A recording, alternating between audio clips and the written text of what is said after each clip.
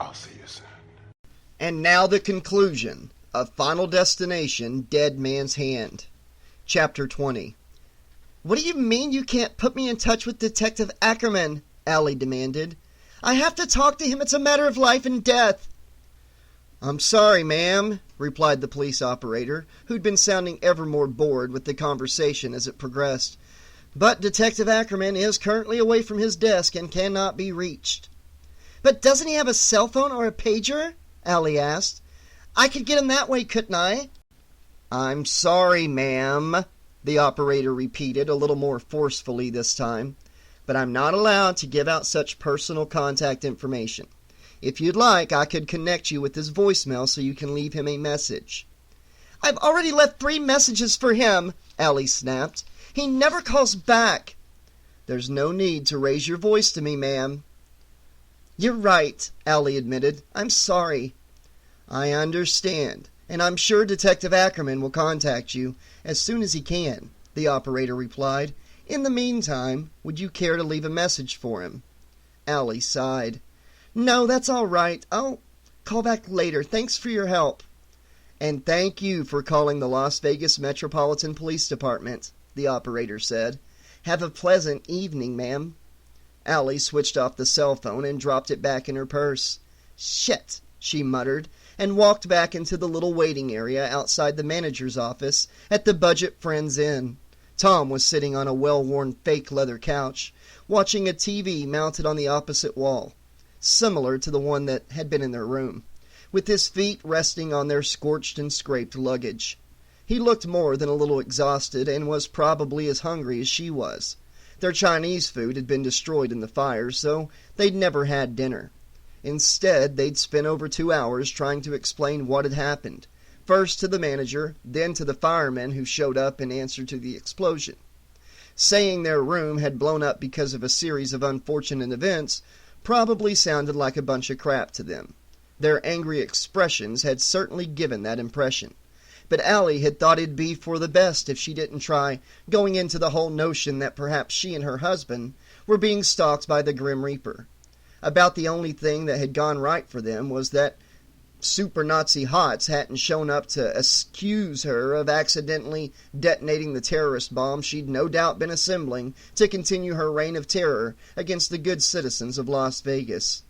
"No luck, huh?" Tom asked. "He's away from his desk," Allie replied, using the index and middle fingers of both hands to fashion quotation marks. "He's been away from his fucking desk all afternoon," she shrugged. "I don't know, maybe that ride in the runaway van put the fear of God in him, and he's locked up in the John with the crazy shits or something." Tom chuckled. "Or maybe he's just spending a little quality time with his dancer girlfriend," he commented with a sly grin. Allie frowned. "Hey, don't think for a minute I didn't notice you checking her out when you thought I wasn't looking." He shrugged. "Okay, so I'm busted. But don't try and convince me it's worse than some toothless old guy staring up at your private parts and whatnot from a motel parking lot." She laughed. "That's still got you bothered, huh?" He shrugged. "Not so much. Not as much as me staring at a cop's girlfriend, apparently." He grinned, then turned to go back to watching the TV. The grin faded. "Hey, what's that?" he asked, pointing at the TV set. Allie turned to see. The picture on the TV had changed to a graphic with the word "Special Report."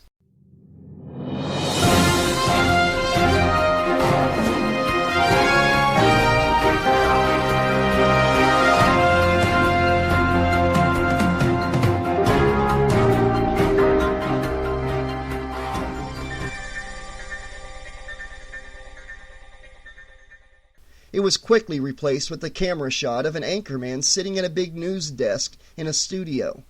He was in his late 40s with graying hair and a dark suit. A grim expression was etched on his face as he stared into the camera, making the wrinkles at the corners of his eyes look even more pronounced. "Good evening," he began. "Late this afternoon, tragedy struck once more at Merlin's Tower, scene of what some have come to call the Strip Mall disaster, since an observation elevator broke loose and plummeted over 100 stories onto Las Vegas Boulevard shortly after 2 a.m. "Oh, Jesus, what now?" Allie whispered, her lips trembling slightly. The anchorman paused and looked gravely at the camera. "A warning to our viewers. The footage we're about to show you was taken by a guest of the hotel with a portable video camera and was received only a short time ago by station management. It is of an extremely graphic nature and has not been edited. If there are any small children in the room, or if you have a delicate condition, you may wish to look away." The picture switched to a jerky handheld shot of the interior of the Towers Casino. There was a large crowd gathered in the center of the vast room, looking in the direction of a mega jackpot slot machine. The camera's operator began weaving his way through the masses, and the picture jerked and swayed. "According to eyewitnesses," the anchorman continued in a voiceover, "at around 4 o'clock an automobile that was on display within the Merlin's Tower Casino suddenly broke loose from its moorings and rolled down the main aisle. The tower was in the process of transferring its guests to other hotels in the area, so the casino at that time was relatively empty. The crowd parted and the car that had been referred to appeared in the jittery picture, a shiny new Jaguar from what Allie could see. The shot went all blurry as the person doing the recording zoomed in on something in front of the Jaguar. It looked like the top half of a human being, but it was hard to tell if it was a man or a woman. Allie's stomach rolled over. "I don't want to see this," she thought. "I shouldn't be seeing this." And yet she couldn't stop watching. "Unfortunately," said the anchorman, "one person was caught in the path of the automobile." The picture sharpened to crystal clarity. "Oh my God!" Allie screamed, her hands going to the sides of her face. Beside her, Tom leaped to his feet. "Jesus fuck!" he yelled. 23-year-old Shauna Ingalls was pronounced dead at the scene by the Clark County Medical Examiner's office, the anchorman said as he reappeared on the TV screen. Just to the right of his head, a professional-looking headshot of a beaming Shauna popped up. The hotel had probably provided the station with it. Ingalls was a dancer at Magapalooza, the show currently running at the Tower. At this time, both hotel management and the show's producer have declined to comment, pending an investigation. Allie fell to her knees. "No!" she wailed, tears streaming down her cheeks. "No, no, no, no, no, no!" Tom knelt beside her and gently placed his hands on her shoulders. "I knew it!" she moaned. "I knew it was true. I said it was going to kill everybody, and I was right. God damn it, I was right." "Easy, Allie," Tom said soothingly. "Just take it easy, babe." She shrugged him off. "No!" she snapped.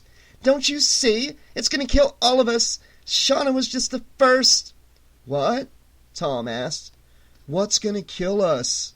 "Death!" she roared. "It's death, and it's coming after us because we wouldn't stay on that fucking elevator like we were supposed to." She grabbed him by the shirt and shook him. "Don't you get it, Tom? Don't you understand? We were supposed to die in that elevator, but we got out because of that premonition I had. Oh, God." "So what are you saying?" he asked, clearly not getting it. "We cheated death and now he's trying to make up for it?" "Yes!" she shrieked. "That's exactly what I mean." He frowned, then shook his head. "Aw, that's just nuts, babe." He gestured at the TV. "I mean, that thing with Ackerman's girlfriend was an accident. The guy just said so." "Really?" she said with a snarl. "Like the traffic light killing Officer Murphy was an accident? Or the van almost plowing into a tanker truck? Or the shower trying to drown me? Or the blow dryer? Or the doors locking by themselves? Jesus Christ, Tom, wake the fuck up! Do you really think all of this shit we've been going through since the elevator crashed is just some big coincidence?" She could see him trying to work it all out in his head, trying to connect the pieces of the puzzle in order to see the bigger picture. Yes, she knew it sounded crazy, and she'd only half believed herself up until she heard the report about Shauna. But the evidence was right there for anybody who really wanted to see it. And then she could practically see the light bulb switch over on top of Tom's head as his eyes grew wide and all the pieces finally came together. "Shit," he muttered. "Yeah, shit," she agreed. "Jesus, Allie," he said. "What are we going to do?" She sniffed loudly and wiped her eyes on the sleeve of the gray sweatshirt she was wearing, then reached into her purse to pull out her cell phone. She dragged her runny nose across the heel of her hand, then punched in the number 411. "Information," the female operator said when the call went through. "City enlisting?" "Yes," Allie said. "In Las Vegas, I need the number for an Arlen Plug."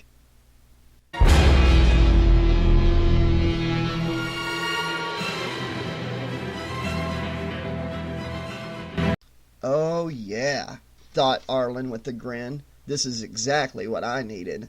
He lay back on the bed, eyes closed, his breath heaving into and out of his lungs with sharp, labored pants, and reveled in the moment. A moment that seemed as though it might last forever. He certainly hoped it would. Never in his life had he felt so totally relaxed. Well, maybe not totally relaxed, at least one part of him was tense. But it was a good kind of tense, the best kind.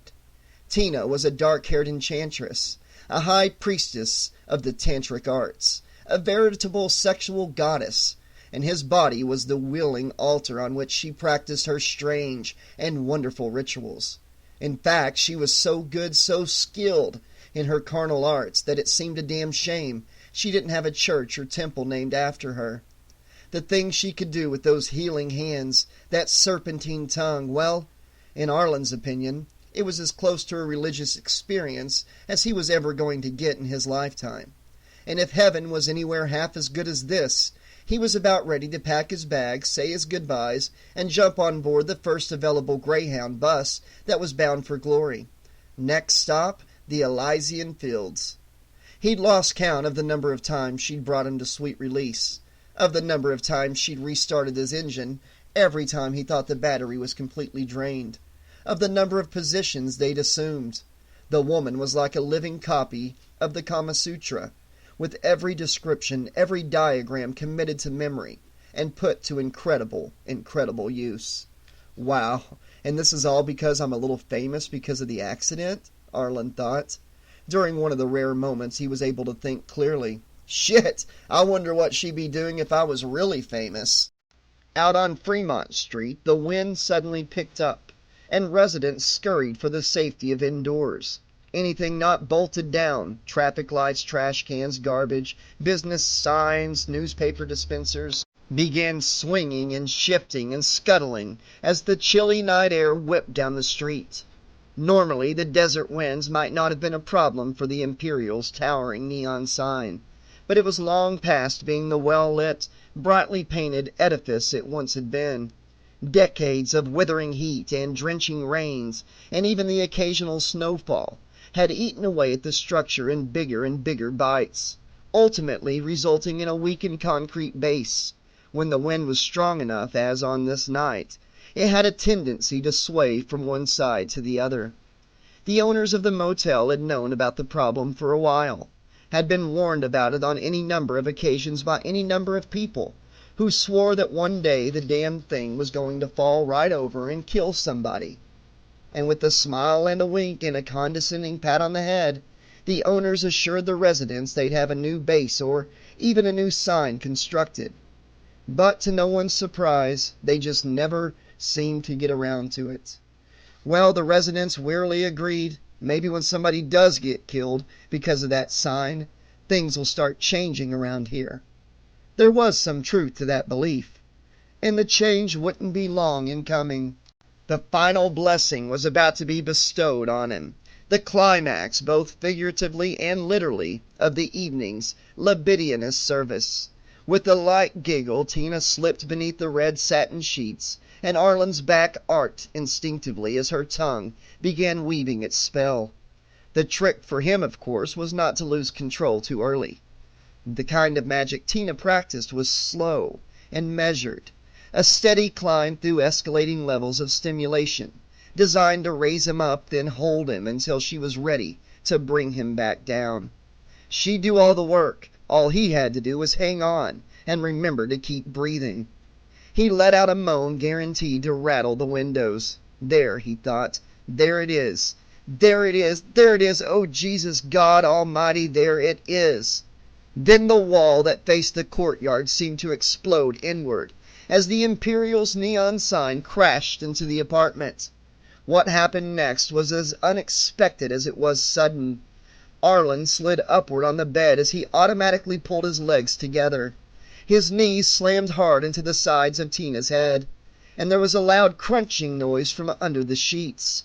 It took a second for the pain to register, but then he howled with all the force of a soul damned to eternal suffering.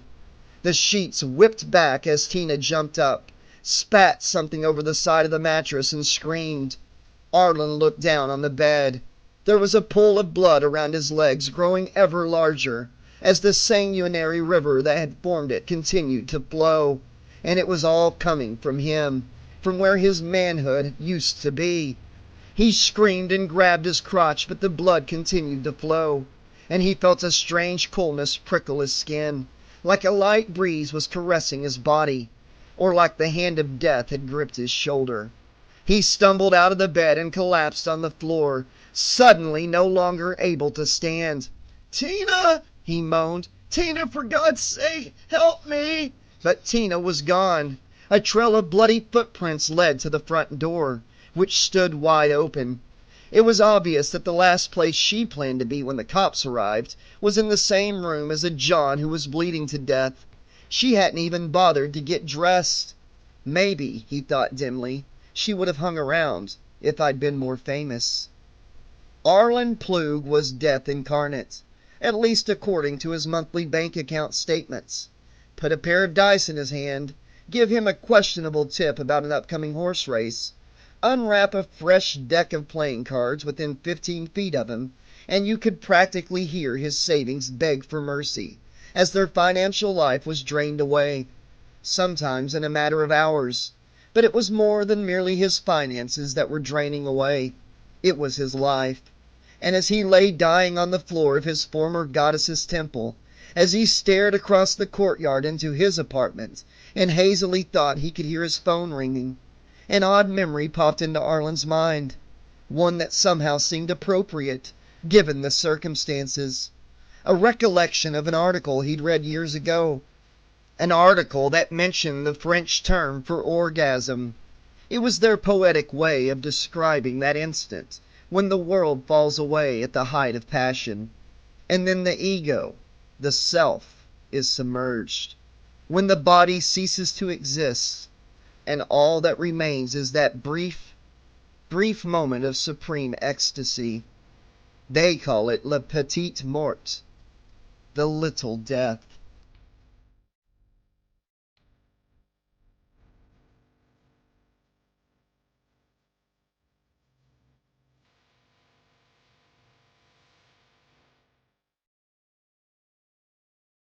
Chapter 21. The cab came to a stop a block away from the Imperial Motel, and Allie and Tom climbed out. It was as close as they were going to get to their destination, what with the wooden police barricades blocking the street. "You sure you folks want to get out here?" the driver asked. He looked the couple up and down. "It's not exactly your kind of neighborhood, if you know what I mean, especially at night." "You offering to wait for us?" Allie replied. "We should only be a few minutes." The driver laughed sharply. "I'd love to help you, but I have this weird aversion to getting shot." He gave them a brief salute. "You folks have a nice night. Stay safe." The cab turned around and drove off, leaving the couple in the middle of the street. Allie looked at the sizable crowd that had gathered along the barricade line. There must have been over 100 people, and all of them were jostling for a better view of the evening's activities. Beyond the wooden horses, the street was filled with emergency vehicles, with cops, firemen, and emergency medical technicians moving back and forth between a mobile command center and the Imperial. At least Allie thought it was the Imperial. The location matched the address she'd been given by the information operator, but there was an open area near the building where Allie assumed the hotel's neon sign must have been. She could see chunks of its crumbled base scattered around. She turned to an elderly black woman in a rose-patterned summer dress. "What's going on?" she asked. "The hotel sign fell over," the woman replied, without facing her. She swayed side to side, then stood on her tiptoes, trying to get a better look. "Always heard folks say that was going to happen sometime. It's just a miracle it didn't fall in the street and kill a bunch of people." "Was anybody killed?" Allie asked. The woman shrugged. "Don't rightly know, but I don't think you could have survived something like that." She gestured toward the vacant area formerly occupied by the sign. "Come crashing down without somebody getting hurt." As if on cue, a pair of men who looked like EMTs emerged from the hotel lobby, pulling a stretcher between them. But if the body bag on that stretcher was any indication, they were more likely from the coroner's office than a hospital, and their patient's next stop was the morgue, not the ER. And to Allie, a dead person at this particular location could only mean one thing. "Oh my God," she said. "He's dead too, I know it." "Oh, come on, Allie, you don't know that," Tom said. "Besides, how would you know? You have another one of those premonitions again?" "No," she said. "Then you don't know for a fact that Plug is dead," he countered. "Maybe that's not even him on the stretcher. Come on, there could be 100 reasons why the cops are here. This is supposed to be the bad side of town, remember? It could be somebody got shot in a drive-by shooting, or there was a drug deal that went down wrong, or maybe it's got something to do with the whole East Coast, West Coast rap war the news is always talking about." She glared at him. "We back to relying on coincidence to try and explain shit, when we both know what's really going on?" He shrugged. "Hey, it's all I've got, babe." "Yeah, well, it's bullshit," she replied. She looked around and spotted the police officer standing near the barricades. "I'll be right back," she said to Tom. With a little bit of polite pushing and shoving, she wound her way to the front of the crowd, up to where the cop was located. The little brass nameplate pinned to his uniform shirt identified him as Officer Ferguson. "Excuse me, officer," Allie said. As he turned to face her, she put on her brightest smile and stood a little straighter, pushing her chest out so he'd get a good look at her boobs. Hey, she thought, sometimes you gotta use the tools you're given to get what you want. He smiled and stepped over. "Evening, miss. Is there something I can do for you?" "I was just wondering if you know what's going on over there," she said, gesturing toward the hotel. But he knew where she was pointing. That's why his attention was focused instead on her tits. He looked up and blushed, knowing he'd been caught staring. Sorry, some guy died. I don't know the whole story, ma'am. I'm just here for crowd control." "Do you know who it was?" She batted her eyelashes at him and smiled sweetly as she whined out the question. From the corner of her eye, she could see Tom sidle up behind her. "I heard he might be one of the people mixed up in that Merlin's Tower thing," Ferguson shrugged. "But as for why a high roller like him would be over in this part of town," he shrugged. Allie started to reply, but her throat suddenly felt bone dry. Thank you, officer," she croaked. The two-way radio on Ferguson's belt crackled to life. "Central, this is 1 Ezra 16. I have an officer down in the alley off of Cervantes and Ogden." Another male police officer was reporting. Allie leaned forward so she could hear it better. "Repeat, officer down in the vicinity of Cervantes and Ogden." "Does the officer require medical assistance?" the police dispatcher asked. There was a pause. "No, Central. Request a medical examiner's van to the scene." Allie bit her bottom lip. God, no, not again, she thought. 1 Ezra 16, can you identify this officer? The cop mumbled something Allie couldn't understand. Apparently neither could the dispatcher. 1 Ezra 16, he said a little bit louder. Can you identify the officer? Allie heard the cop say. I can't be sure, Central. His body's burned up something awful, but I believe it's Detective Ackerman. A boulder settled in Allie's stomach. She turned to stare at Tom. He looked almost as bad as she felt. Tom? She said. We are so fucking out of this town.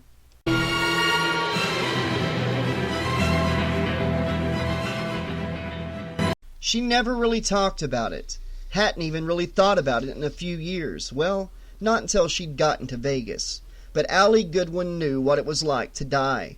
She hadn't cared much for the experience and didn't have any immediate plans to repeat it. Not for another 60 or 70 years if she had her way. Of course, as it had been so brutally made clear to her over the course of a single day, what she wanted and what the universe had planned for her were two totally different things. All part of the cosmic balance Detective Ackerman had mentioned to her, before his life and Shauna's and Plug's had been taken to help adjust the weights on the scale. At this point, all she could do was hope that death might get bored chasing after her and Tom and go bother somebody else. After all, he hadn't really shown that much interest in her the last time. That night, as she later came to refer to it, happened on a New Year's Eve of all times. The year was 2000. And Allie, then a junior at St. Toulon College in Grosset, Ohio, had decided to ring in the start of the new millennium at a party hosted by Jeremy Moore, a senior whose rich parents were away for a skiing holiday in Aspen, Colorado. Normally, she would have spent the evening with her family, but celebrating the end of another year by sitting in front of the television, watching the ball drop in New York's Times Square while they sipped apple cider from cheapo plastic champagne glasses, had lost its appeal when she turned 16. Jeremy's party, on the other hand, had been the talk of the campus for the past month as the place to be, and Allie wasn't about to miss out on the fun. She would have brought Tom along, but he and his parents had gone to Chicago to welcome 2001 with his dad's parents and some family friends. So with some pleading and nudging, she finally convinced her best friend Talia Kraft to tag along, promising her it would be a night to remember. She just never expected it to be the reason why the night would be so memorable. Things started well enough. There were plenty of good people on hand, plenty of good food, and more importantly for her at the time, plenty of quality alcohol to be consumed. It was exactly the type of social gathering that should have made Allie forget her troubles for at least a few hours. The constant arguing with her parents, the threats they'd made over Christmas of having her institutionalized for her own good if she didn't curb her wild behavior. It should have, but it didn't take long for the downhill slide to start. The concept of binge drinking had been fairly unknown to her back then. She thought consuming large quantities of alcohol all in one sitting was just something frat boys did as part of an initiation ritual. She'd seen Tom try and put most of a keg of beer down his throat once or twice, and then had run for the hills when it came rushing back out in a Cheetos-tinted torrent of hops and barley. The New Year's party, however, gave her the chance to experience it firsthand for herself. She started with the Tanqueray martini, followed by a glass of German beer, a couple shots of Jamaican rum, and to finish up her world tour of alcohol, some Bailey's Irish Cream. 6 drinks in a row without pause, without food. The cumulative effect was that she was certainly feeling no pain. Her ongoing battles with her family were reduced to a dull ache in the back of her mind. Then she figured, why stop at simply dulling the pain when there was so many magic elixirs available that could eliminate it completely? Don't fuck with Grandma when she needs to take her medicine. She snapped at quite a few people after they'd let her know that maybe she needed to cut back on the sauce before something tragic evolved from her binging. Even Jeremy had come up to her just before midnight and warned her that he wasn't going to be responsible for anything that happened to her that was caused by her own stupidity. Allie had laughed in his face. She could handle her liquor just fine, she told him, and if he didn't believe her, he could just go and fuck himself, or maybe even fuck her, if he was interested. You know, alcohol really did do wonders for making ugly people a little more attractive. When she finally woke up in the intensive care unit of the local hospital, New Year's Eve had come and gone. The ball had long fallen in Times Square, and she'd been unconscious for 2 days. Talia showed up in the afternoon to relay all the details of what had almost been her best friend's last night on Earth. How Allie had crashed through the big glass coffee table in the Moores' living room, fractured her skull, and bled like a fountain right at the stroke of midnight. How her heart had stopped twice in the ambulance on the ride to the ER. how the doctors had declared her clinically dead for about 5 minutes, and how her heart had suddenly started beating again, all on its own. Allie didn't remember any of that. The time she'd spent in limbo was one big black hole in her consciousness, and one she never tried to think about too much in the years that followed. Still, it gave her a hell of a story to shock people with whenever they asked her to talk about that night. And she liked to end the tale by making the observation that the Grim Reaper had had a golden opportunity to claim her soul, but for some reason he had let her go, looked the other way, and let her have a chance to pull her fucked up life together. Maybe, she'd say, he hadn't been interested in some drunken college girl with an attitude problem. Or maybe it just hadn't been her time to go. And maybe, as Allie thought about it, the reason he was coming after her so hard was because he wanted to make up for lost time.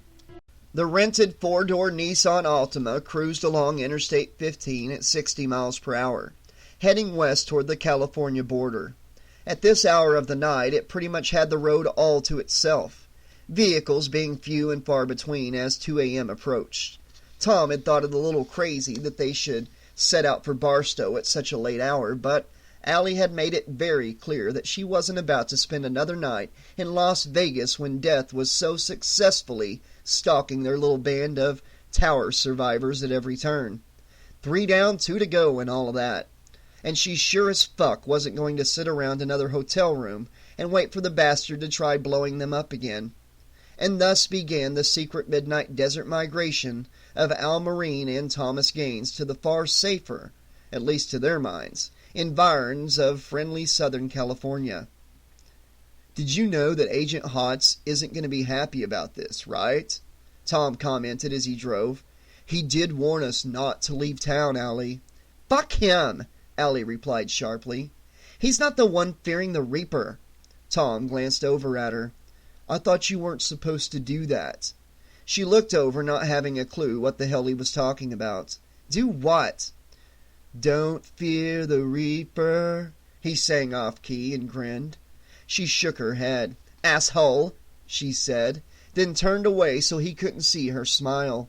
She'd walked right into that one, hadn't she? Well, that was all right. At least he hadn't launched into a rendition of "We Gotta Get Out of This Place." She had had enough of that particular song to last her a lifetime. If she never heard it again, even as a karaoke number in a bar, she'd consider herself one happy girl. "So how's it feel being a fugitive?" Tom asked. I figure once Hotz learns we've been busted ourselves out, he's going to put out some kind of APB to have our asses dragged back to Vegas." "Let him," Allie said. She grunted. "Paranoid son of a bitch. After what happened to Shauna and Ackerman and Plug, how the hell could he still get the impression we're some kind of terrorist?" "Because we're the only ones still alive?" Tom asked. "Because we took off after he warned us not to? Because we're heading for the California border in the middle of the night?" He looked over and shrugged when he saw her annoyed frown. "Hey, you asked, babe." She folded her arms across her chest and pouted. "Yeah, well, thanks for putting everything into perspective, Mr. Logical," she muttered. "Oh, shit!" Tom shouted, smacking his palm against the rim of the steering wheel. "What?" Allie asked. "I never even got to see the Star Trek experience," Tom exclaimed. "God damn it!" And he slapped the wheel in frustration again. Allie laughed softly, grateful to know it wasn't any real emergency. She reached over to place her hand on his arm. "Well, maybe once all this shit blows over and we get back home, we can talk about creating our own Star Trek experience. Okay?" She flashed a wicked little smile and raised her right eyebrow in her best Leonard Nimoy imitation. "If you know what I mean, Captain." "I thought you weren't into wearing tinfoil," he commented. Both eyebrows rose. "Are you seriously going to be dumb enough to try and talk me out of it now, after all the whining and moaning you were doing?" "What?" he asked, his voice jumping a few octaves. I was not whining." "Okay, begging then," she replied, then shrugged. "Same difference, you know. It's all just a matter of And that was when the left rear tire blew out. The car jerked and shimmied from one side of the lane to the other. But Tom was an experienced enough driver that he was able to maintain control until he could bring the Nissan to a stop. Still, whether or not her husband was experienced behind the wheel, Allie had watched his struggles in complete horror, certain that death had finally tracked them down, and she waited for the moment when the car would flip over and crush them. It wasn't until the vehicle had rolled to a halt that she was able to pry her fingernails out of the imitation leather passenger seat and try to slow the pounding of her heart. Tom let out a sigh of relief as cars drove by. "Holy shit," he said. "Some ride, huh?" "Yeah," she replied, putting on a brave face. "I think you left my stomach about a half-mile back." "I'm sure we can find you a replacement when we get to Barstow," he commented. "They have pancreatic houses there, right?" "No, those are pancake houses," she corrected him. He closed his eyes and smiled in his goofiest manner. Pancakes," he moaned, and licked his lips. He opened his eyes and then his door. "Well, let me go see what the problem is, babe." "The problem is I just got the absolute shit scared out of me," she said. "Good," he said brightly. "Then you'll have more room for all those tasty pancakes in Barstow." He pulled a small flashlight from a utility pocket built into the door and stepped out of the car. Allie followed suit, feeling a sudden urge to stretch her legs and maybe find a way to calm down. Maybe, she thought, I just want to put a little distance between me and the Deathmobile for a few minutes before we get going again. She nodded, agreeing with herself. It sounded like a good plan. "Tires blown," Tom said from the other side of the Nissan. She strolled over to find him crouching by the left rear tire. Clasping her hands behind her back, she leaned over the left corner of the trunk to inspect the damage, as Tom held up the flashlight and poked at it with his index finger. The tire was a shredded mass of rubber strips wrapped around a steel rim. It wasn't just blown, she thought. The damn thing looked shredded. What could they have possibly driven over to cause that much of a mess? Could the Reaper have set one of those road spikes the cops use to stop cars? Suggested the little voice in the back of her head. Maybe you should go back and check. "Shut up," she told it. "I'm scared enough already. I don't need you adding to it." "Can you fix it?" Tom asked. "Me? I'm kidding, babe." "Well, can you fix it?" she asked Tom. He shook his head. "No, I'll just get the spare out of the trunk. 10 minutes tops and we'll be out of here." He stood up. "I'm going to need you to hold the flashlight, though." "Yay me," she said, hiding behind a smile. "I get to be helpful." Tom walked back to the driver's door and leaned in to pop the trunk release. As he walked back, Allie gazed at their surroundings. It was pitch black all around, an eerily quiet desert landscape, full of strange silhouettes, void of any sort of illumination except for what the stars provided. And there were so many stars out, she noted, a sky brimming over with them. There was no light pollution out here, miles from the neon streets of Las Vegas. Nothing to block out the awe-inspiring sight of a universe stretched out before her.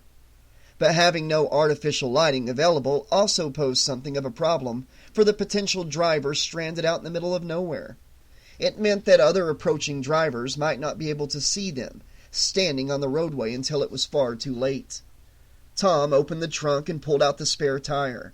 He rolled it back to the side of the car, then went back for the jack. "Tom, are we on the road or the shoulder?" Allie asked. She looked up and down the highway. From what she could tell, they'd come to rest on the downward side of a bend in the road. That meant they were in a blind spot. Her husband waved around the flashlight, aiming the beam at the ground. "The shoulder, I think," he replied. "It's kind of hard to tell. You gonna give me a hand?" "Sure," she responded slowly. She looked back at the curve once more, then turned her attention to holding the flashlight. Tom used the jack to raise the car, then he set about removing the blown tire. "On the run and stuck in the middle of nowhere," he said pleasantly as he worked. "Not exactly how I pictured us spending our honeymoon." He looked up and grinned broadly. Allie couldn't help but laugh. It all sounded so ridiculous when you stepped back to look at everything that they'd been through in less than a week. It was like they were stuck in some reality show from hell, with the grand prize being that they'd be allowed to keep on living. Well, as gruesome as it sounded, they'd managed to outlive the other unwilling contestants. More by luck than any real skill. So that must mean they'd won, right? A cold wind blew and chilled her spine.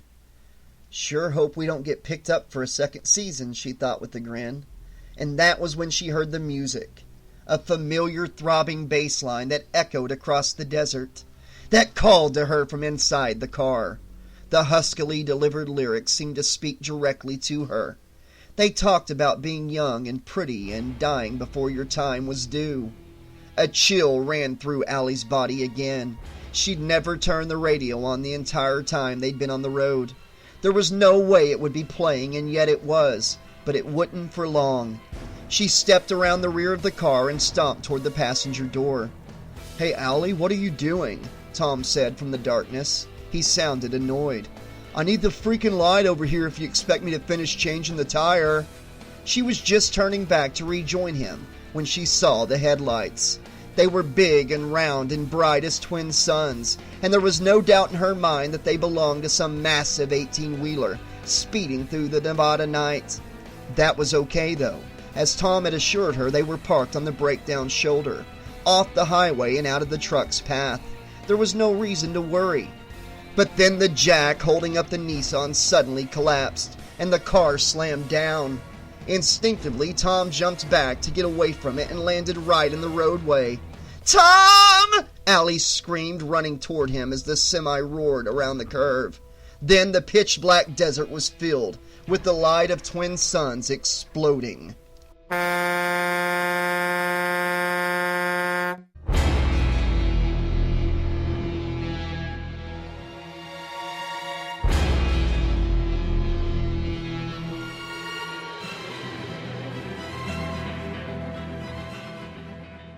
Epilogue. She had just returned home from the funeral when the phone rang. Allie wasn't in the mood to answer it. The service for Tom had been a nerve-wracking experience for her, full of tension and bitterness, and she'd driven back from the cemetery feeling physically and emotionally drained. Like the wake held over the 2 days preceding the burial, it had been a closed-casket affair. There hadn't been much left of Tom that anyone would have wanted to see, anyways. She tried to pay her respects, but his parents had treated her like a pariah, refusing to talk to her or even accept her condolences. Even some of her closest friends had gone out of their way to avoid her, both in the church and at the gravesite. She'd known what was going on right away, but what had surprised her the most was that she'd been naive enough to not expect something like this to happen. She knew they blamed her for everything, the tower disaster and all that followed, especially Tom's death, and resented her for being the lone survivor. "It should have been you," their accusing stares told her. "You should have been the one who died, not Tom. He was a good man, a decent man, while you're just a what?" she wondered. A freak, a jinx, an unstoppable fuck machine? The memory of that bizarre comment Tom had made back in their room at the tower, the morning after the wedding, brought a smile to her face. The first in days. No surprise there, she thought. There wasn't much to be happy about. She hadn't told the Gaineses about the marriage. They hated her enough already. She didn't need to add to the grief, theirs and hers, by trying to explain what had motivated them to tie the knot, however briefly.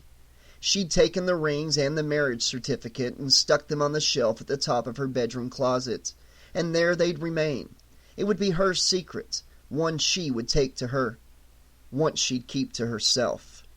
It tore her up inside, not being able to tell anyone. How could she? A drunken proposal, an equally drunken acceptance, a ceremony presided over by Elvis Presley? Okay, just a look-alike. It was a cheap and tawdry thing to do, a poorly thought-out action that seemed like it had been borrowed straight from the pages of a bad romance novel, one that could have been a potential embarrassment to both of their families. And she'd come to love every second of it. They'd grown close in Vegas, closer even than when they'd been a couple back in college. Being stalked by the specter of death might have had a lot to do with that. She looked at the ring finger on her left hand. Instead of a gold band, there was only pale flesh to mark where it had once been. She rubbed the area between the thumb and forefinger of her right hand. It felt strangely, disturbingly numb, like there was a part of her that was missing, a part she would never get back.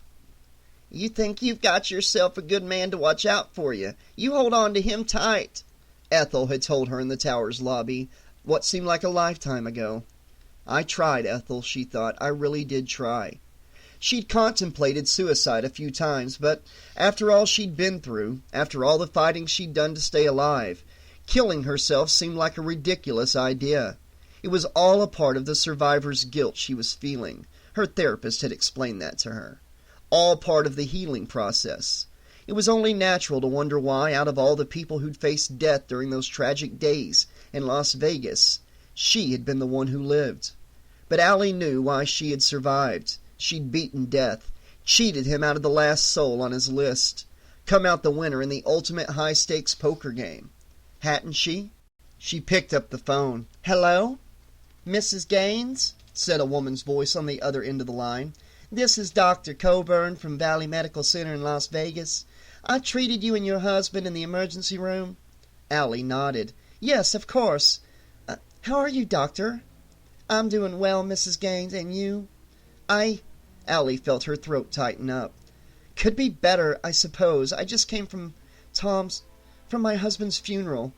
"Yes, I heard about your accident," Coburn replied, her voice tinged with concern. "I'm terribly sorry." Allie sniffed as her nose started to run and wiped the snot away with the heel of her left hand. "Thank you." She paused. "Is there something I can do for you, doctor?" There was a momentary silence. "Mrs. Gaines, do you remember the test we were in the process of running for you and your husband?" A cold weight started to form in Allie's stomach. "The ones for HIV?" she asked slowly.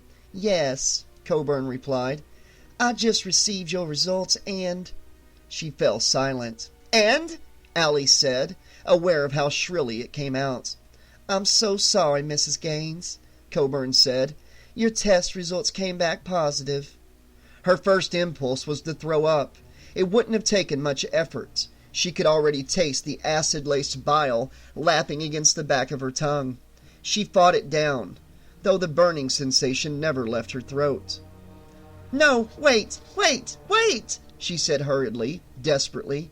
"I thought you said any results wouldn't be accurate, that it could take up to 6 months for the infected cells to start appearing." "I'm so sorry, ma'am, but I said the test might be inconclusive," the doctor corrected her. "But Officer Murphy's blood was infected with the virus, and according to the results of your test, it's been passed on to you. It's a strong positive, very strong." She paused. "To be honest with you, Mrs. Gaines, I've never seen results like this before. Without treatment, HIV normally takes about 10 years for the virus to progress to full-blown AIDS. But the laboratory assured me the test was run 3 times, and from what I'm seeing here—" How long do I have?" Allie croaked. It was hard for her to speak, hard for her to get her brain to process the information. "You should talk to your physician, Mrs. Gaines," Coburn replied. "If they start you on a program of antiretroviral medications immediately, there's a good chance the progress of the virus can be slowed." "How long?" she screamed. "I don't know," the doctor said. It wasn't fair, she thought. It just wasn't goddamn fair. She'd won. She'd beaten death, hadn't she? He'd taken all the others. Why did he still need to come after her? "Mrs. Gaines," Coburn said, "are you there?" Allie hung up without answering, then flung the phone across the room to shatter against the wall. The strength seemed to drain from her legs, and she flopped down on the edge of the couch. It took her a second to realize that the reason her cheeks felt like they were burning was because she was crying. She hadn't beaten death, hadn't cheated him. He'd known what cards he dealt her when she sat at the table. She just hadn't looked at them closely enough. Then he had allowed her to walk away for a time, to take a short break between hands at this high-stakes poker game, and let her think that she'd won the final round. But there was no winning in this game, only varying degrees of losing, and the last hand had been played without her ever knowing it. It was strictly business, she thought with a strange calmness, nothing personal. Just the Grim Reaper's way of balancing the books, of putting in order some records that had momentarily been misfiled. or as Detective Ackerman would have put it, of restoring the cosmic balance. Sure, there were drugs with which she could fight the disease, but they weren't a cure, only a delaying tactic, meant to prolong her life until one could be found. But how long would she have? Months? Years? Did it really matter? At least in her case, death was a certainty. The time it took to get there was inconsequential. The Reaper would collect his winnings, get his missing soul, then move on to another city, another game. There were plenty of games out there to be played, and there were plenty of other gamblers ready and willing to sit down at the table and try their luck, right? A whole world of them. In fact, and it didn't matter how many hands it took in this never-ending globe-hopping tournament he conducted, because in the end death would win. He always won. This time she did throw up. What little food she'd had to eat since yesterday's breakfast came rumbling out of her throat like steam from a geyser. It stained the sofa cushions and the living room carpet, spattered white and green and orange chunks across her black, full-length skirt, painted the edge of the coffee table with bacon bits and what looked like lumps of cottage cheese. Allie sank to her knees on the floor, her body racked with fever and aches and terrible cramps. Never before had she wanted to die more than at this very moment. A soft breeze drifted through the apartment, although she didn't remember having left any of the windows open when she went to attend Tom's funeral. It stroked her tear-stained cheeks, her mucus-coated lips, cooled her burning forehead with its gentle caress, and as a chill ran up her spine, and the flesh on her arms turned into goose pimples, Allie Gaines, nay, Annie Goodwin, came to realize that she now truly knew what people meant when they said they had felt the touch of death, and knew right away just how truly screwed she was.